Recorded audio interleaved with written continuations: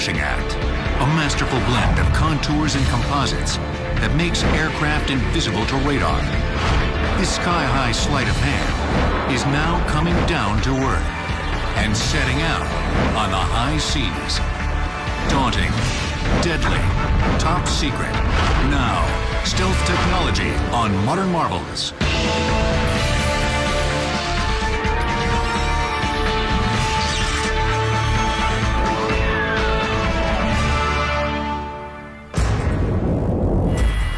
Sleek, lethal, powerful, the F/A-22 Raptor opens a new era in stealth technology. The revolutionary concept that's changed the face of aerial warfare since the 1990s. Compared to anything else that's out there, this airplane is head and shoulders above those jets. We can get to places very quickly before people would expect us, and with stealth there, they don't know that we're going to be there. The Raptor, like all stealth aircraft, reduces its observability in 5 distinct areas: visual, acoustic, heat, infrared, and most of all, radar. Radar, short for radio detecting and ranging, locates an object by transmitting ultra-high frequency radio waves. By measuring the time taken for the radio waves to be reflected back to the transmitter, the location, speed, and size of the object can be determined. One of the best ways to reduce the chance of detection is to create aircraft with the smallest possible radar cross-section, or RCS. An aircraft's RCS can be reduced in 2 fundamental ways. First, specially designed contours built into the airframe help deflect radar away from the source. The earliest stealth aircraft accomplished this using flat panels. The latest generation of stealth has curved panels. The second way for a plane to minimize its radar cross-section is through the materials that coat the airframe. Those materials help absorb or trap radar signals rather than reflect them. The composition of these radar-absorbing materials, or RAM, remains classified. With the F/A-22 Raptor, stealth technology has come of age. Manufactured by Lockheed Martin in partnership with Boeing and Pratt & Whitney, it measures more than 62 feet long, with a wingspan of more than 44 feet. Yet its radar signature is smaller than a sparrow's. In the past, achieving such invisibility required compromising aerodynamic performance.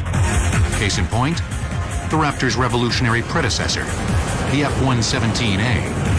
But the F/A-22 is as speedy and nimble as it is stealthy. If you compare the F/A-22 to a 117, you'll notice that ours is very smooth, curved shapes, and basically where that helps us is in the aerodynamic capabilities of the airplane. We are much more agile, much more capable than the F-117, which is basically a series of flat plates, which greatly affects their aerodynamic agility capability. Designing a stealth aircraft is really not rocket science. First thing we do is we take care of shaping. Once you take care of the shaping portion of it, you've done about 90% of the stealth. And in the area of shaping, what we worry about is what we call planform shaping. Planform shaping is an airframe design strategy in which leading edges are aligned along identical angles. The goal is to predict and control the direction that radar waves bounce off surfaces, a phenomenon called scattering. The Raptor sports another key element of effective shaping. Unlike conventional planes, which feature protruding navigation and communications gear, the Raptor integrates such equipment seamlessly within its airframe. As you look at the airplane, you notice that it's basically smooth. There are no antennas or anything sticking out of the airplane that you would see on other aircraft. And that's because we've taken all the antennas and sensors on the airplane, and they're embedded in the leading edges, trailing edges in the aircraft itself. You can see right here, this large panel is actually our UHF radio antenna. There's one on the bottom here, there's one on top of the wing. If you were to look at an F-15 or F-16, you'd see a blade antenna, and that's what they're using, where ours are smooth like this. Using the Raptor's advanced stealth technology, a pilot can soar undetected in enemy airspace long enough to deliver his deadly arsenal and return home unscathed. The reason we carry all the weapons internal is for stealth reasons. With everything internal to the airplane, you don't have an increased radar cross-section, so people can't see you as well. And when it comes time to employ the weapon, the doors open quickly, the missile is released, and then the doors close back up to put us back in that stealthy configuration so people can't see us. Since straight lines or seams on a plane easily reflect radar, every door on the Raptor features saw-toothed edging, from weapons bays and landing gear to maintenance access panels. The Raptor's cockpit canopy is another triumph of stealth design. Radar can penetrate a conventional canopy and reflect off the cockpit interior and the pilot himself. To counter this effect, previous stealth generations were forced to compromise the pilot's view. But the Raptor's radically redesigned 11-foot long canopy grants the pilot a 360-degree view. To make sure that we don't get scattering from the cockpit or from the pilot's helmet, we put specialized coatings on the canopy that provide it the conductivity so it looks just like a metal plate, and energy reflects off of that rather than going into the canopy and reflecting back out. The Raptor's stealth technology is coupled with an advanced propulsion system called Super Cruise. New Pratt & Whitney engines with increased thrust-to-weight ratios enable the Raptor to cruise for extended periods at supersonic speeds without the added thrust of afterburners. Earlier jet fighters, known as legacy aircraft, use afterburners when they need an extra boost for carrier liftoffs or for supersonic speed. Typically, when we go into an afterburner mode on a jet engine, that's accomplished by effectively just squirting jet fuel into the exhaust system and lighting it off. We don't need to do that to be able to go Super Cruise. Super Cruise enables the Raptor to go faster, farther, and longer than any previous jet.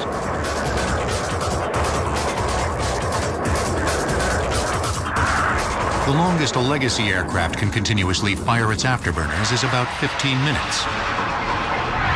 The Raptor can operate in Super Cruise mode for almost a half hour. A lot more sustainment, a lot more speed on the battlefield over a longer period of time. Between stealth and Super Cruise, we have the ability of surprise, or the capability of surprise. People don't know we're there, and we can get there very quickly, and they just don't have the time to react to what we're doing. Pilots can get a taste of the FA-22's combat prowess here at the Raptor's nest.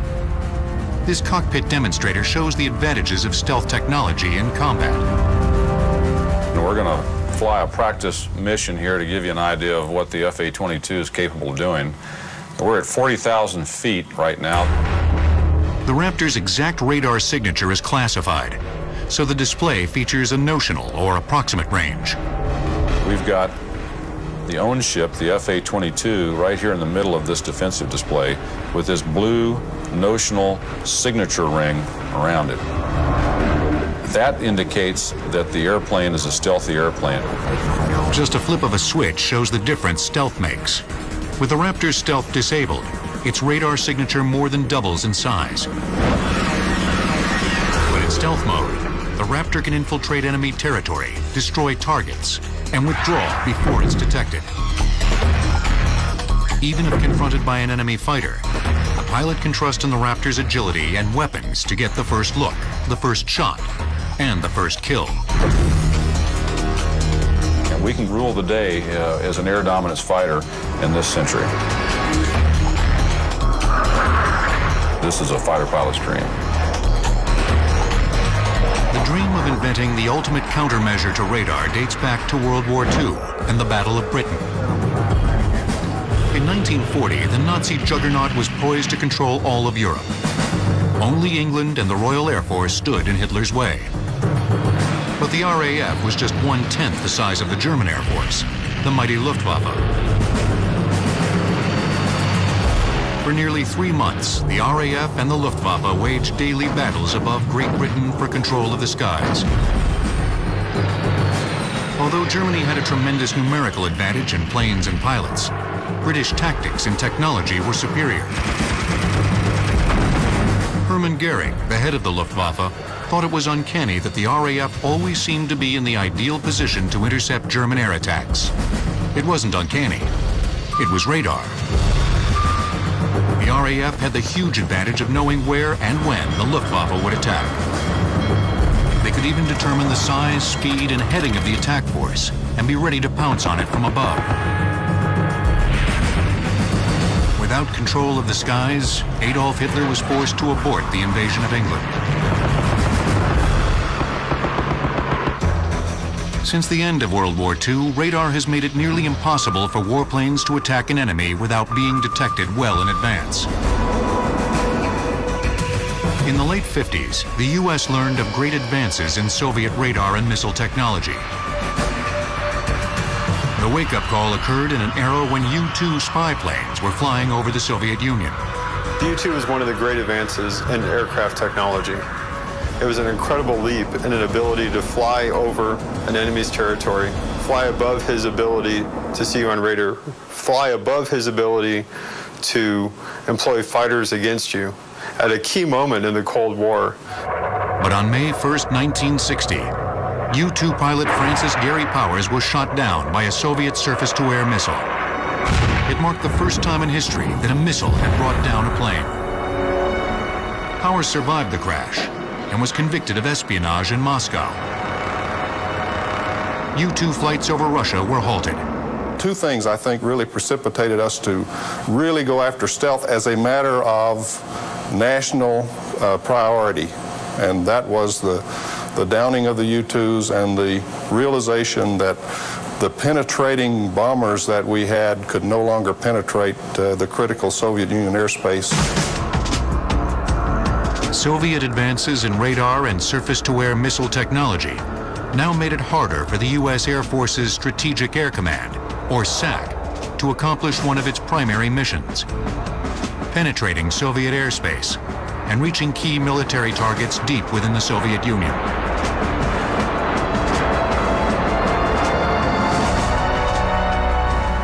Leaders in the Pentagon reasoned that if the Soviet Union no longer feared the U.S. Air Force's ability to retaliate after an attack, it might be tempted to launch a nuclear first strike. It became a top U.S. priority to develop tactics or planes that would circumvent Soviet radar defenses and shift the balance of power. In the 1970s, you had the Air Force saying, we want a capability to be able to go into a hostile area without radar seeing us. In cooperation with the Defense Advanced Research Projects Agency, or DARPA, a scientific bureau within the Defense Department, the Air Force initiated a special research program. It asked the leading military aircraft manufacturers to present proposals for a warplane with the smallest possible radar signature. Ironically, one of the companies not asked to enter the competition was the most respected secret think tank in the aerospace industry, Lockheed's Skunk Works. Skunk Works was named after a foul-smelling secret moonshine still featured in Al Cap's Lil Abner comic strip. It had earned a reputation as the preeminent creator of exotic high-performance aircraft, including jets like the high-flying U-2. We were not asked to participate. Basically, they went to the fighter houses of the day. People had fighters in production. We didn't. We were not currently building a fighter, so we were not in the ballgame, so to speak. But Skunk Works had a secret. It had already ventured into low observable technology for their #1 client, the Central Intelligence Agency. Amazingly, throughout the 1950s, the CIA had its own air force of sophisticated spy planes. Their greatest spy plane was the SR-71 Blackbird. It was capable of speeds in excess of 2,000 miles per hour at altitudes over 80,000 feet. It was specially shaped to defeat radar. Its wings, tail, and fuselage were loaded with special composite materials and iron ferrites that absorbed radar energy. In addition, the leading edges of its wings were lined with a radar-absorbing structure, or RAS, that trapped radar energy. Skunk Works' problem was that all the Blackbird's design features were classified and property of the CIA. But Ben Rich, the head of Skunk Works, persisted and eventually won the CIA's permission to reveal the secret data. Lockheed was permitted to enter the stealth or low observable competition. Now all Skunk Works had to do to win was build an invisible airplane. Fortunately, they had someone who thought he could do it. Lockheed Martin assembles the F-A-22 Raptor in Marietta, Georgia. with parts manufactured by more than 1,000 suppliers in 42 states. Stealth technology will return on Modern Marvels. The march of stealth technology began with one revolutionary aircraft, born of a secrecy as black as its titanium airframe. What the Wright Flyer was to aviation in its earliest days, the F-117 Nighthawk has been to stealth technology. From a historical standpoint, people are going to look back on the F-117, and it will certainly be a milestone. And it's just amazing to me that the thing was designed over 30 years ago, and it is still, you know, bar none, the best out there at what it does. And you need somebody to go in and provide precision munitions. There's nobody else to call, in my opinion, other than the F-117. Developed by Lockheed's Skunk Works, the F-117 was the first stealth aircraft to be tested in combat. On December 19, 1989, 8 Nighthawks took part in Operation Just Cause, the military invasion of Panama. But it was Operation Desert Storm in 1991 that brought these fighters public acclaim.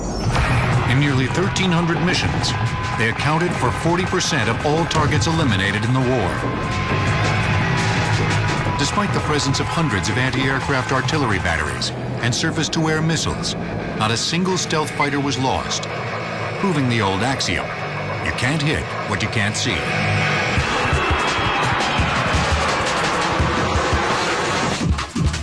Lieutenant Colonel Joseph Salata was based with the 37th Tactical Fighter Wing Night Stalker Squadron in Saudi Arabia. He flew the F-117 in the first wave of black jets to attack Baghdad. We sort of believed in stealth technology, but we hadn't really proven it at the time. I mean, we had done it in radar tests and so forth, but never in actual combat when there were actual bullets flying at you. So there was probably just a little bit of nervousness there until we saw what happened on the first night, and we saw how successful we really could be, and we saw that the Skunk Works really did design a great stealth airplane. The F-117s destroyed Saddam Hussein's key command and control centers, the heart of his integrated air defense system, and vital communication centers. In just one night, the black jets all but eliminated Iraq's ability to wage a coordinated war. We had mission success rates that were unprecedented. You could almost guarantee that a target was going to be taken out by a stealth as long as we didn't have problems with weather or maintenance on our aircraft or something like that. As long as we got to the target, we had a very high success rate of killing that target. The mysterious black jet sent shockwaves around the globe, putting military planners and governments on notice that every defensive radar system in the world was now useless against stealth technology.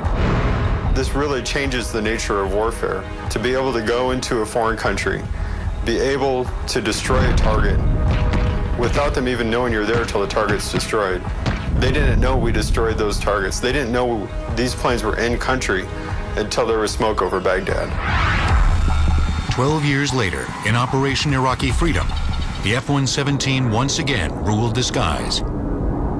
As far as what was it like to fly the stealth in Operation Iraqi Freedom, well, I'll be honest, I was a little bit nervous the first night, and so you rely on your training, and everything just kind of starts to flow, just like a normal type of sortie. Throughout that whole campaign of over 100 sorties and 500 or 600 hours of flying, aircraft never took a scratch, and we were able to have about a 92% hit rate. Every combat mission that I flew in OIF, I never felt like I was being tracked. And I think from that standpoint, LO, paid for itself right there. You can get in there and get out and get your job done. The combat success of the F-117 has set the standard for all low observable technology. The plane's origins date back to the early 70s, when the Pentagon asked military aircraft makers to submit designs for a fighter jet with reduced radar detectability. Those with the best design would win a contract to build 2 demonstration planes, codenamed Have Blue. In 1975, Dennis Overholzer was a 36-year-old software designer specializing in electromagnetic problems. In early May, Skunk Works project manager Dick Shearer asked him to solve an interesting problem. Dick Shearer then asked me, how should we shape an airplane to make it invisible? And I says, well, it's rather straightforward from a radar cross-section viewpoint. I says, you just make it out of a lot of flat panels. You tilt the flat panels over, and you sweep the edges on the panels, and you put this together with a bunch of these flat panels. Well, Dick said, you've got to be kidding me, he said. Nobody says that. I said, well, you asked. Overholser created new computer software called Echo 1. It calculated how each surface of a plane would scatter radar or electromagnetic waves that struck its surface. About a year later, the march toward stealth was advanced by Overholser's mentor, a retired former skunkworks mathematician named Bill Schroeder. He came across an obscure scientific work written 15 years earlier by a little-known Russian physicist named Peter Ufimtsev. Ufimtsev had shown how to predict the directions a geometric configuration would scatter electromagnetic radiation. For skunkworks, it was like finding the Rosetta Stone of stealth technology. It now had the design principles that would lead to the F-117. The aircraft was designed 30 years ago by Lockheed Martin in the late 70s. And what they utilized was a type of stealth technology called a faceted shape design. And what that does is it confuses any kind of a radar signal, and consequently we're able to maintain, for the most part, invisible against anybody that may be trying to detect our presence out there. The discovery of Ufimtsev's work accelerated skunkworks' plans for a flat-panel stealth design. It looked promising in theory. The only question now was how to make it fly. During World War II, the Lockheed plant in Burbank, California, was given a stealth treatment of its own. As a precaution against enemy air raids, the plant was hidden beneath sheets of fabric painted to look like a suburban neighborhood. Stealth technology will return on Modern Marvels. To this day, experimental stealth aircraft are born under a cloak of secrecy. In October 2002, Boeing unveiled its Bird of Prey. The once highly classified project ran from 1992 to 1999, testing technologies that are now industry standards. Two more recently revealed top-secret programs are a stealth helicopter, the RAH-66 Comanche, and an unmanned surveillance vehicle called the Dark Star. But no aircraft's evolution was ever as closely guarded as the F-117's. In the race for stealth technology in the mid-70s, Lockheed Martin put its money on an ambitious design. Skunkworks designers created a sketch for a plane made completely of flat sides. From above, the plane resembled an arrowhead or a diamond that had been beveled in 4 primary directions. My good friend Dick Cantrell was head of aerodynamics, and of course, as one might expect, when Dick first saw some of the stealth designs we were coming up with, specifically our first diamond-shaped object, which he named the Hopeless Diamond, he had some serious doubts about it, and he came to me in kind of a confidence off to the side one day, and he said to me, he said, Dennis, is this really as low a cross-section as you're claiming? And I said, yes, it is. Dick thought for a moment, and then he says, well, he says, in that case, he says, we'll teach it to fly. In 1976, Lockheed took a 10-foot model of their plane to the Air Force's radar test range. The results of the tests stunned both DARPA and the Air Force and won the development contract. Skunkworks had presented them with an aircraft that had the radar signature of an insect. The results were dramatic, to say the least. 2 things happened immediately. The first of which is this fairly unclassified white world program immediately became black and was classified top secret. And black means in this context not just top secret, but unacknowledged. It was as black as the Manhattan Project. The other thing is DARPA and the Air Force and Lockheed got together and mutually funded the development of 2 low observable technology demonstration aircraft, the Have Blue aircraft. The challenge now is to build a real airplane loaded with all kinds of non-stealth things. like a cockpit, engines, exhausts, and a pilot. The final Have Blue design was like nothing ever built, perhaps because it was the first ever conceived by electrical rather than aeronautical engineers. The plane was 39.8 feet long and weighed around 12,000 pounds. The leading edges of the wings were swept back to a razor-sharp 70 degrees. In late November 1977, the engineering team flew Have Blue to a secret airstrip in the Nevada desert. It was unloaded at night and placed in a hangar to conceal it from the prying eyes of Soviet satellites. On December 1st, 1977, Have Blue took to the skies for the first time. The fact that the plane even flew was an engineering miracle. The instability of the aircraft in pitch, yaw, and roll, of course, pitch being the longitudinal force of the aircraft, and roll, and yaw, its side slip. So the parameters that control those motions of the aircraft were very, very critical in the development of the airplane. The original Have Blue airplane was the first aircraft to ever fly that was unstable in all three axes. And without fly-by-wire flight control systems, there would not have been a Have Blue airplane.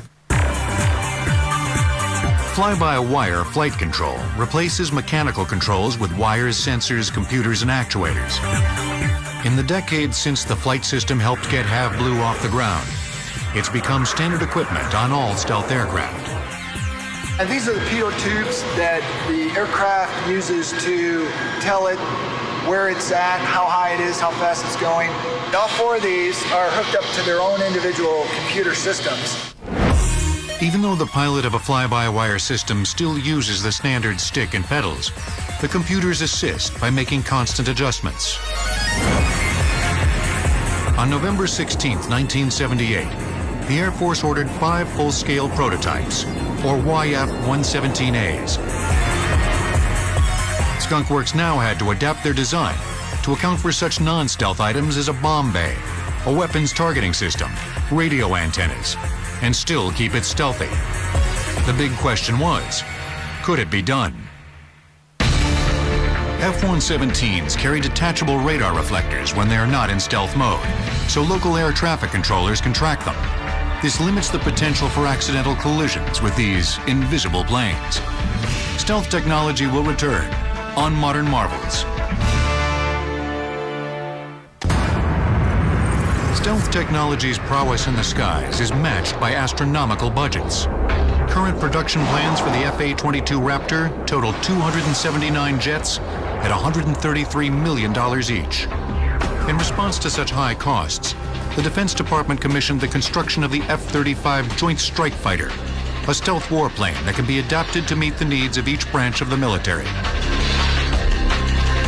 Whether designed for conventional airstrips, aircraft carriers, or even vertical liftoff and landing, the F-35 brings stealth capability to the field for between $28 and $38 million per plane.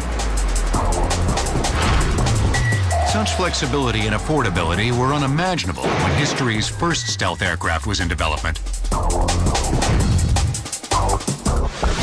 The first prototype of the stealth jet, the YF-117A, was completed in the spring of 1981. It weighed 52,000 pounds and was 65 feet long, much larger than Have Blue. The wider shape of the plane met the Air Force's requirement that it carry up to 5,000 pounds of munitions. To accommodate the internal bomb bay, the prototype's swept wings were much broader than the original Have Blue. The F-117 has a similar structure today. This is commonly referred to as a MOW 12. Anyway, this is where our ordnance hang on, and it's in the down configuration. It's called a trapeze, and it actually will swing up into the airplane, and then they'll close the doors. And that reduces our exposure to the radar that are looking at us. So we come in, the door's open, the bomb comes off, the door's closed very, very quickly. A desert camouflage scheme disguised the prototype's facets during daytime flight testing. The Air Force requested that all future planes be painted black for their intended role as night fighters. The F-117 is designed and has operated at night. This goes back to the black world origins of the F-117 and continues to this day. It is a night fighter. It proved that stealth technology does work. The F-117 is an incredible aircraft that has far exceeded any expectations. The Air Force ordered 29 planes. Eventually, Lockheed would produce 59 F-117s at a cost of $42.6 million per plane. One of the hardest challenges was the fact that we wanted this airplane to look just like the hopeless diamond. We wanted perfectly flat, angled surfaces to appear to the radar. But to fly it, we had to take in air, we had to exhaust air, we had to have lights on the wingtips, we had to have a canopy for the pilot, we had to have an aperture for the infrared system to see through. So we ended up creating solutions, very innovative solutions to all of those challenges. Among the most innovative of these was the platypus tail. What the platypus does is shield the exhaust system of the airplane, which is very flat and very wide. All of the air that comes out of the engine is hot and washes over the platypus exhaust, which is basically constructed of high-temperature ceramic brick. And that brick is almost identical to the space shuttle tiles. Instead of funneling all of the exhausts in a small location, what they did is they spread it out, and they utilized a special composite material on the aft end of the tailpipes, if you will. And what that does is also help to minimize the exhaust temperature. So hiding not just from the radar lookers, but also anybody that may be trying to see us from an infrared standpoint. To further decrease the prototype's heat signature, engineers eliminated afterburners, which raised engine temperature by about 30%. In October 1979, the Air Force formed the 44 50th Tactical Fighter Wing near Tonopah, a remote town in the Nevada desert. The U.S. Air Force gave Colonel Bob Jackson the task of assembling the elite group that would make the F-117s operational. Lieutenant General Dennis R. Larson was a young captain when he was recruited for the secret program. His first interview with Colonel Jackson was typical of those conducted with the program's other pilots. When I walked in the door, he said, "I want to hire you for a job. All I can tell you is that it's a great job. I can't tell you where you're going to live, except for it's going to be in the desert. I can't tell you whether you're going to be flying, and that's all I can tell you. Are you interested?" And I waited about 2 seconds, I think, or something like that, and says, "I'll take the job." At Tonopah, pilots were introduced to the black jets in a scene right out of a Hollywood movie. Normally we tried to show the pilots the airplane in the dark at night with the hangar doors just partially open. Big American flag over the top of the airplane hanging from the top of the hangar, and your heart just kind of got up into your throat. For security reasons, pilots were forced to sleep during the day and fly at night for the first 6 years. The people who worked on that fighter when it was still in the black world referred to this as the vampire convention, because they would have to rush home, get the aircraft in the hangar, and be back by sunrise. The F-117A came out of the black on November 10th, 1988, when the Defense Department released this purposely fuzzy photo to the public. Just 12 days later, the public would get its first look at another top-secret stealth plane, the B-2 bomber. By that time, the B-2 had been in development for 7 years. It started in 1981, when Northrop's Advanced Systems Division won an Air Force competition to design a plane that could fly long distances, carry a large payload, and invade an enemy's air defense system. In short, a stealth bomber.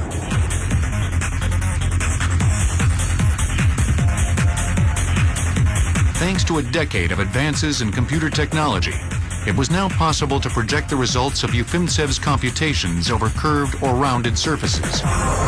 Instead of flat surfaces like the F-117, the stealth bomber would have a smooth, curved shape. The more aerodynamic shape would allow the B-2 to increase its lift and lessen its drag, enhancing its performance as a long-range aircraft required to carry 40,000 pounds of bombs, 6,000 nautical miles. The F-117A could employ 2 weapons against a precision target anywhere in the world at any time. The B-2 is the next generation of that.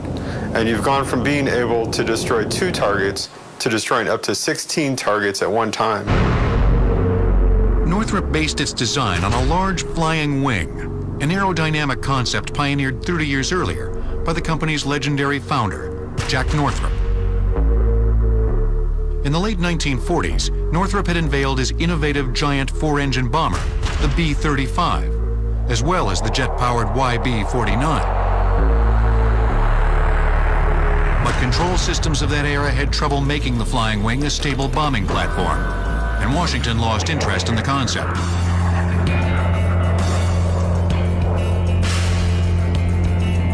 Based on the B-2 mission requirements, Northrop engineers determined that the ideal width for the B-2 was 172 feet, the identical width of Jack Northrop's original flying wing. One remarkable innovation on the B-2 was the extensive use of carbon fiber epoxy composites. Lighter than aluminum and stronger than steel, these composites also help absorb radar. The outboard section of the aircraft included a 65-foot section made entirely of composites. In fact, the B-2 is made of more pure carbon fiber material than metal. Both the F-117 and the B-2 reach top speeds of about 650 miles per hour, just shy of Mach 1. Neither carries guns or air-to-air missiles. They depend on stealth for survival, not speed or weapons. Both planes showcase stealth technology's role as a force multiplier. Force multiplier is the ability to destroy a target, to inflict the intended damage on an enemy with a smaller amount of force. In Operation Desert Storm, you have one airplane, the F-117, able to destroy one target, guaranteed with precision accuracy. When you go on to the next level of technology, you have the B-2. Or now with one airplane, you can destroy 16 targets, which really changes the whole nature of warfare. We are asked to do a number of different types of missions, one of which is to take down enemy radars, enemy SAM sites, and things like that. What that does is it enables other aircraft that may not be as stealthy, but may carry a lot more ordnance, fly through that breach in the armor, and then get their job done too.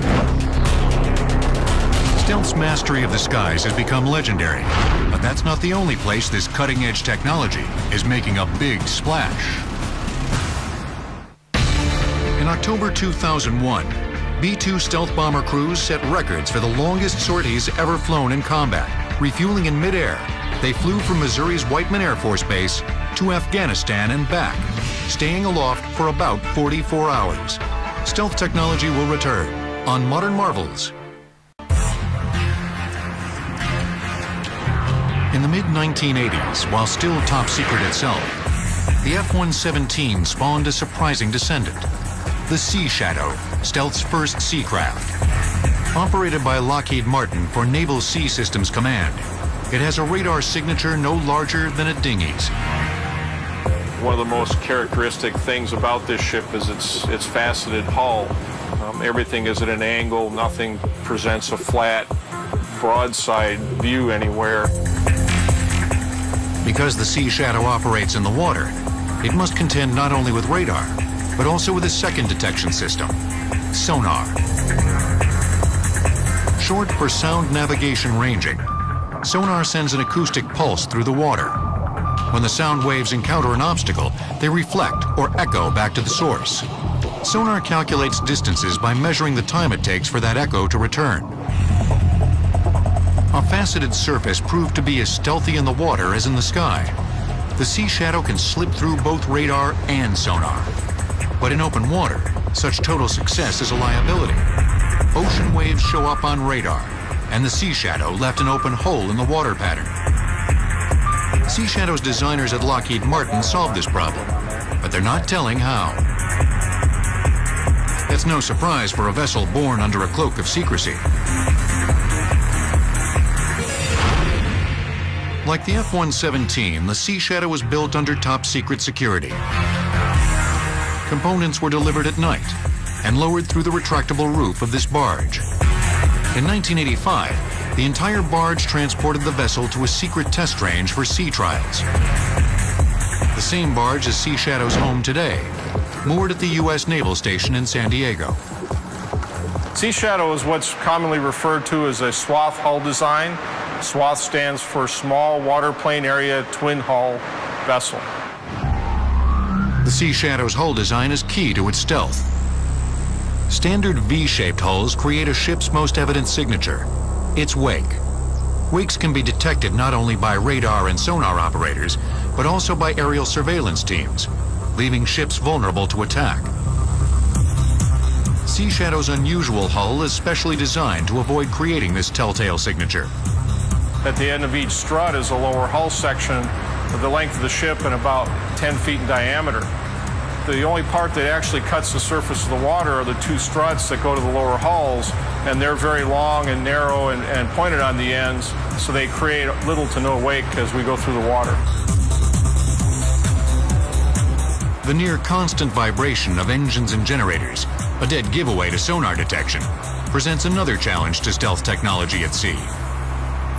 We have vibration eliminators in all piping systems. Most have two angles to them. You have a vertical vibration eliminator and a horizontal eliminator. We'll go around the corner and we will see another type of system that eliminates the vibration from the equipment itself. This very large engine is mounted on 4 vibration eliminators. Those are in the foundation of the unit, and they prevent the vibration and the noise from this large diesel engine from transmitting to the hull and thus into the water. Those 4 mounts are located at each corner. You can see that they're a thick substance. They're an elastomeric rubber. The bolts go through those to prevent the machinery from tilting, but yet the machinery is totally isolated from the steel hull of the ship through that cushion. Inside and out, every element of the Sea Shadow contributes to maximum stealth. Topside hatches have saw-toothed edges and retractable cleats for mooring lines. If we're in a situation where we might want to clean the deck and reduce our signature, we can dismount all the antennas from topside and stow them below. But normally when we're at sea, we don't want to operate that way. We want to be seen by other vessels and see other vessels, and we need these sensors and antennas to do that. Design elements from the Sea Shadow are now being built into a new generation of naval vessels. These warships with reduced radar signatures signify that stealth is coming of age at sea. Some of the technology that I know is carried over is its faceted hull, and you'll see that now in DDG-51 Arleigh Burke-class destroyers, the LPD-17, very clean superstructures, some gentle angles to the ships. A lot of that has been derived from the testing that was done on Sea Shadow. Time will tell if stealth's impact on naval warfare will be as dramatic as its effect in the skies. On the sea and in the air, stealth tech may progress beyond what's now imaginable. The continual research and development of stealth technology is absolutely essential. We've almost developed a level of complacency because we've been so good for so long. We've had the best aircraft in the world, but you have to continue to work to have that. When we go to war, we don't want to go to war with somebody who has a near capability to us or even an equal capability. We want to have overwhelming power. We want to have air dominance, and stealth technology is essential to that. I think it's important that research and development, places like the Skunk Works, continue to reach out, continue to take risk, and sometimes fail. And I think the real issue today is we have become such a risk-averse society. Failure is just not accepted. That by virtue of not taking those risks, we are not going to discover the next technologies that need to be discovered to truly make our force affordable and invincible. And don't forget that we didn't see the F-117 until a decade after it first flew. Who knows what amazing stealth technology may already be out there?